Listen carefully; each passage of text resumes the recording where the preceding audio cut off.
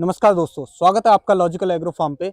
आज हम आए हैं अपनी गॉट फार्मिंग की जर्नी के अंदर मोटुकावास राजावास के अंदर, जो कि जयपुर जिले के अंदर ही एक गांव है। यहाँ पे हम मिलने वाले हैं सरदार जी गुजर से, जो कि गुजरी नस्ल की बेहतरीन बकरियों पे काम कर रही हैं। चलिए मिलते हैं आज उनसे।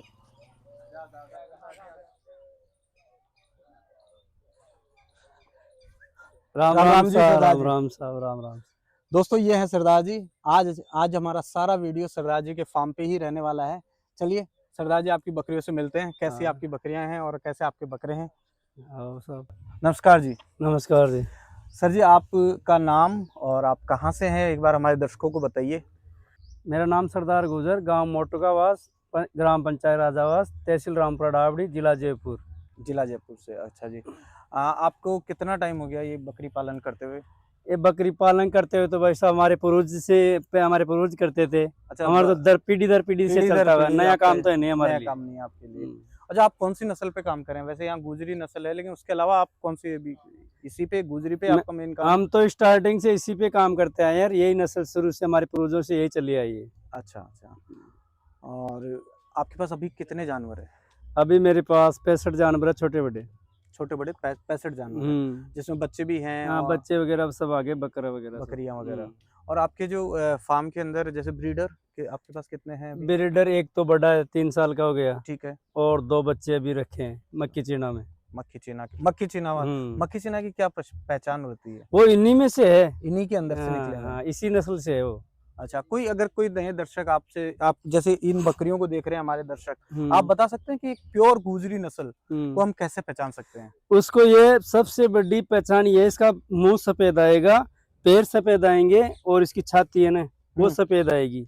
अच्छा, यहाँ से हाँ, ये नीचे से ये। अच्छा, ये पेट का एरिया। हाँ, पेट का जरूर आएगा ये इसकी विशेष पहचान है। हमें जो भी सारी बकरियां देखने को मिल रही है वो गुजरी प्योर ब्लड लाइन है। सरदार जी, मैं पूछना चाहता हूँ, आपकी जो बकरियों की दिनचर्या है वो क्या रहती है। जैसे सुबह से लेकर शाम तक का आपका शेड्यूल क्या है। इनको चारा और कहाँ लेके जाते हैं आप। देखो, हमारा तो ग्रेजिंग का सिस्टम है। बाहर ग्रेजिंग में चराने के लिए लेके जाते हैं। सुबह भी जैसे चारा डाल देते हैं, और जल चाहे शाम को फिर वापस आके चारा डाल देते हैं। तो कोई भूखे वैसे रहने, ये सिस्टम हमारा। तो जैसे सारे दिन भर घर पे रहने का तो है नहीं। जैसे सुबह कितने बजे आपकी बकरियां बाहर निकलती है। 9:30-10 बजे के करीब को बाहर निकालते हैं। 9:30-10 बजे आप निकालते हैं। उससे पहले आप कुछ देते हैं बकरियों को। हाँ, जो चारा डाल देते हैं। कौन सा जैसे अभी एक गंवार का चारा है। अच्छा, ये गवार का नीरा जो बकरियां इनको सबसे ज्यादा खाती है। हाँ, गंवार का चारा, खेजड़ी की लोम, ये डाल देते हैं, क्योंकि अभी बरसात का टाइम में खेत खाली नहीं है, इसलिए पेड़ पौधों की व्यवस्था भी नहीं है इतनी ज्यादा। और दोपहर में ये बाहर खुले में खुले में अब शाम को 5-5:30 बजे करीब आएगी वापस। तो उस वक्त आप क्या देते हैं फिर। अगर कोई बकरी जैसे कुछ डालते हैं, वही गवार का नीरा ही डालते हैं। ये गंवार का चारा डाल रहे हैं इस टाइम तो सब। अच्छा, और फिर बकरियों में आपको शाम को अगर जैसे किसी को दाना भी देते हैं आप, जो स्पेशल बकरे होते हैं, या फिर जो ईद के लिए, या फिर आप उनको अच्छी हाइट वेट के लिए बढ़ाना चाहते हैं उन बकरों को। देखो, वैसा हमारा ये बकरे पालने वाला वो काम तो है नहीं।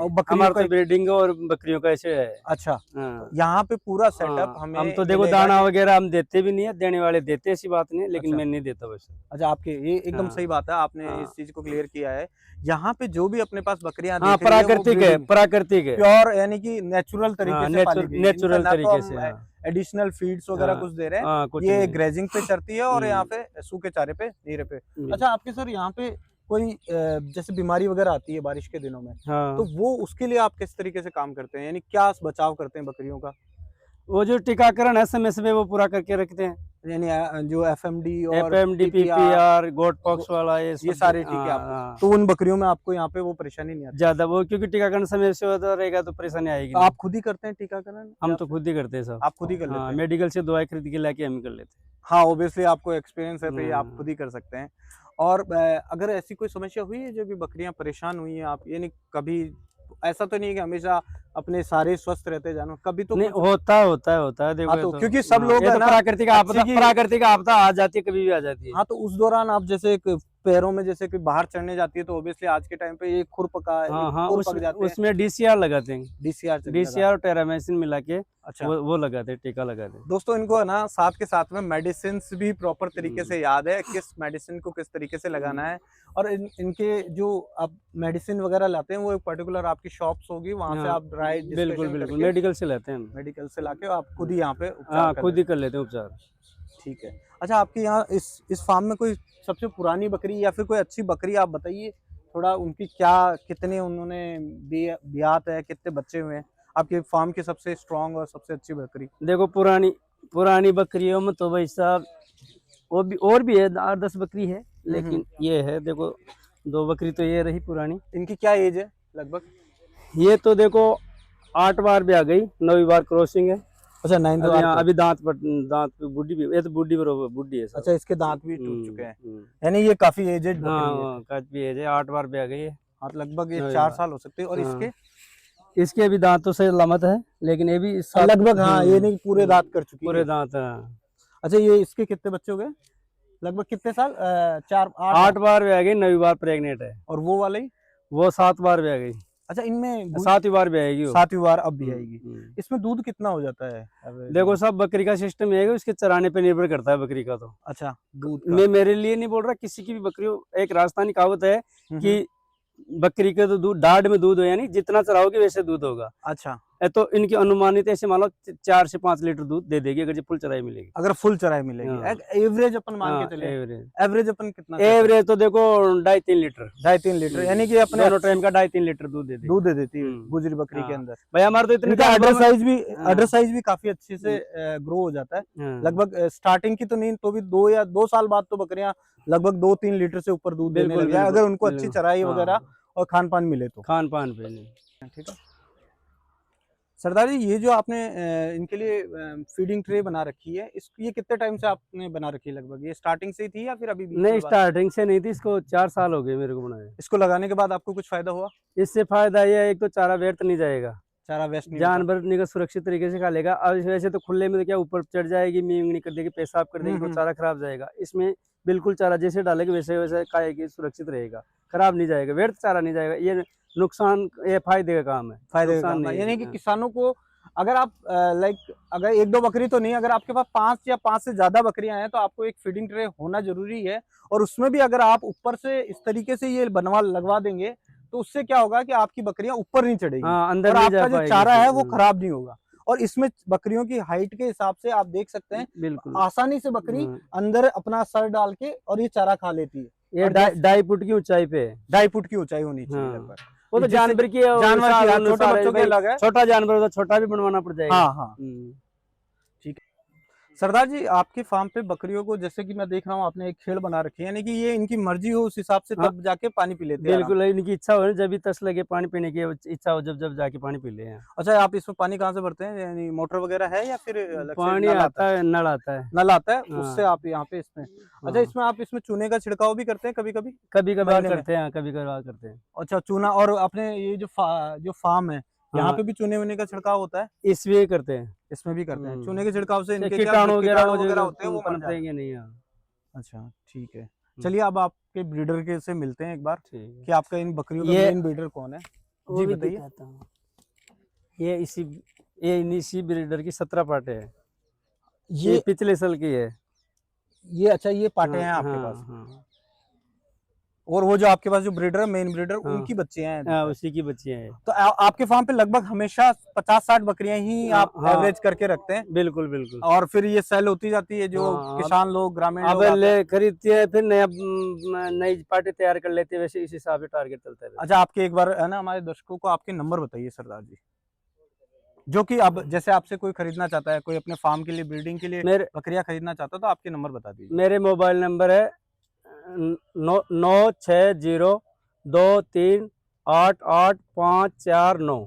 दोस्तों मैं ये नंबर आपकी मोबाइल स्क्रीन यानी वीडियो स्क्रीन पे भी लगा दूंगा। अगर आपको किसी भी भाई को शानदार नस्ल की गुजरी बकरियां यानी गुजरी नस्ल की शानदार बकरियां अगर लेनी है तो आप सरदार जी से संपर्क कर सकते हैं। इनका बहुत ही शानदार फार्म है, और यहाँ पे एक ये फार्म फिर से मैं बता रहा हूँ, बकरियां बहुत शानदार है, लेकिन इनको आप कह सकते हैं कि एक नेचुरल तरीके से पली हुई बकरियां हैं। ऐसा नहीं कि हम इनको एडिशनल फीड दे रहे हैं या कुछ दे रहे हैं, ये जो कुछ है ये प्योर नेचुरल तरीके से बनी हुई है। अगर आप सोचिए, अगर इनमें आप एडिशनल वर्क करके इन बकरियों पे काम करें तो इनकी ग्रोथ और भी अच्छी रहेगी। सही बात है।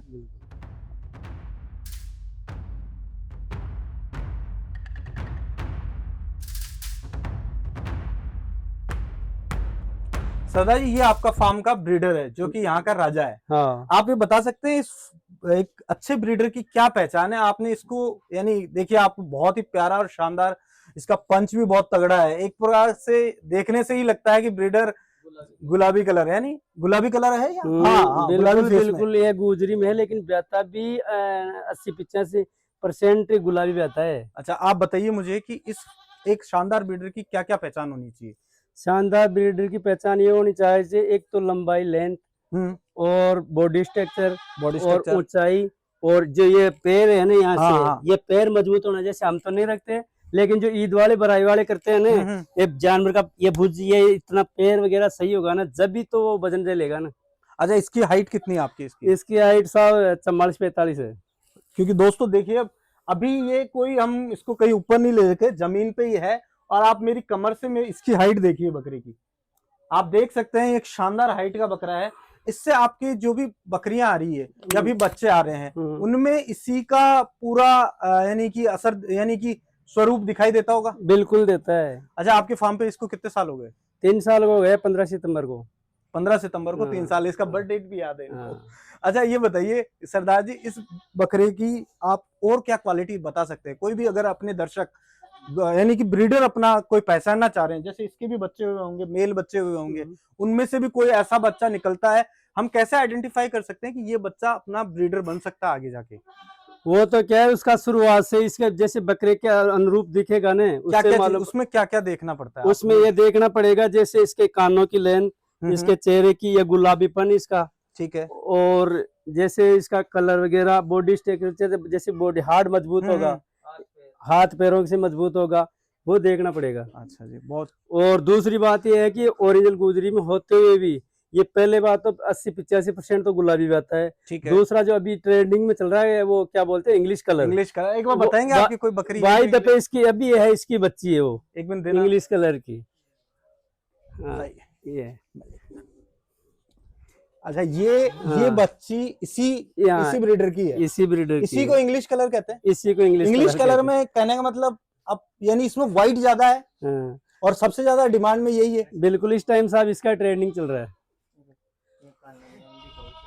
ये देखो दोस्तों, गुलाबी इंग्लिश कलर में भी देख सकते हैं, एकदम प्योर, यानी बहुत ही इंसान की स्किन की तरह है। स्किन गुलाबी, और सिंग मार्बल है। सिंग मार्बल है, और आंखें एकदम देख लो, मार्बल आइज।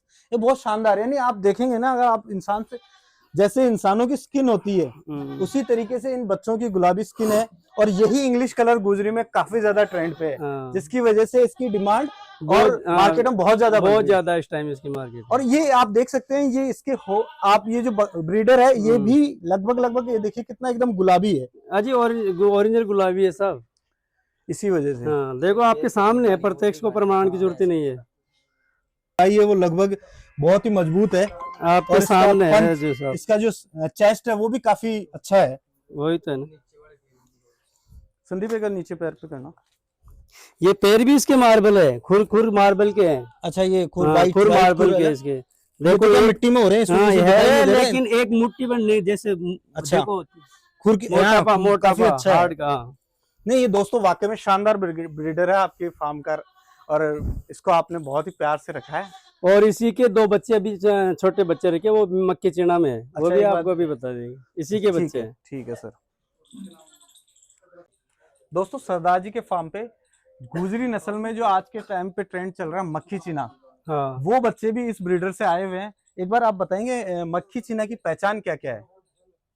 जैसा कि हम ये इसको मक्खी चीना बोलते हैं, बट इसमें कैसे पहचान सकते हैं कि ये मक्खी चीना है? इसमें ऐसे पहचान, सफेद आएगा, और ये जो बीच में धब्बे, छोटे छोटे धब्बे आते हैं ना, ब्लैक और लाल में, ये और तो ज्यादातर सफेदी रहती है, और ये इनके निशान होते हैं मक्खी चीना के।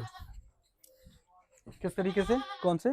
ये जैसे ये बच्चा है, ये बच्चा है, ये पूरा व्हाइट है, फिर ये है ना छोटे छोटे धागे, ये दब्बे, ब्लैक दब्बे, इनको अपन मक्खी चीना बोलते हैं। और ये इसी बच्चे ब्रीडर के बच्चे हैं। अच्छा, ये जो आपका ब्रीडर है, वो तो देखने में दिखता होगा, बच्चे का शक्ल से पता पड़ जाएगा। और ये भी आप एज ए ब्रीडर बना रहे हो इनको?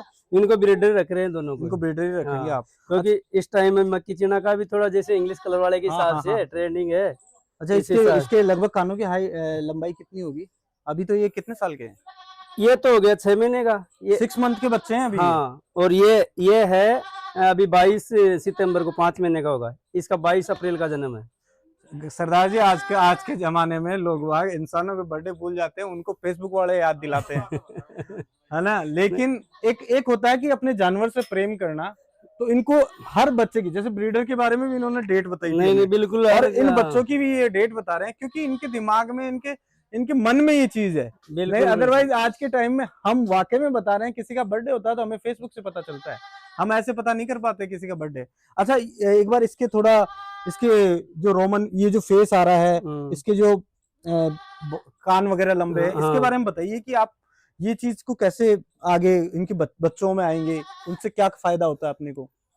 ये देखो, अभी इस टाइम में एक तो ये कानों की लेंथ वाला, और एक इनकी स्किन गुलाबी वाला, और जो ये इनका जो ये पंचपेश, जैसे जैसे उम्र खाएंगे ना, जैसे जैसे बढ़ता जाएगा। और इनका जैसे हार्ट देखो, अभी 5 महीने का बच्चा, हार्ट के मामले में देखो लगभग इनका वेट करे तो लगभग इसका कितना वेट हो सकता है? देखो, अंदाजन आइडिया मैंने तोला तो नहीं है, लेकिन मैं आइडिया बता रहा हूँ कि आज मौका स्थिति इस टाइम पे खड़ा है ना, 45 से 50 केजी है इस टाइम। और इनकी उम्र 6 महीने से ज्यादा नहीं? वो तो 6 महीने का है, और ये 5 महीने का है, 22 अप्रैल का है, और 22 सितंबर को 5 महीने का होगा साहब। तो बहुत शानदार है, यानी इनका वेट गेन भी काफी अच्छा हो रहा है। तो अगर हम ऐसे बकरों से अपनी बकरियों को क्रॉस कराते हैं, तो मैं बकायदा कह सकता हूं कि आपकी बकरियों का जो प्रोडक्शन होगा वो इनसे और बेहतर होगा। और पहली बात है कि अगर आप किसी पर्टिकुलर ब्रीड या नस्ल पे काम करना चाह रहे हैं, तो आपको अपने ब्रीडर का सिलेक्शन बहुत ही इंपॉर्टेंट तरीके से करना होता है। सबसे जरूरी है ब्रीडर। ब्रीडर फार्म किसान होते हैं।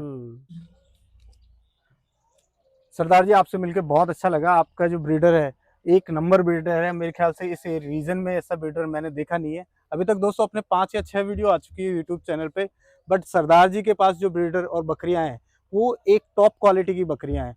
बहुत बहुत धन्यवाद दोस्तों। अगर आपने अपने चैनल को अभी तक सब्सक्राइब नहीं किया है तो चैनल को सब्सक्राइब करें।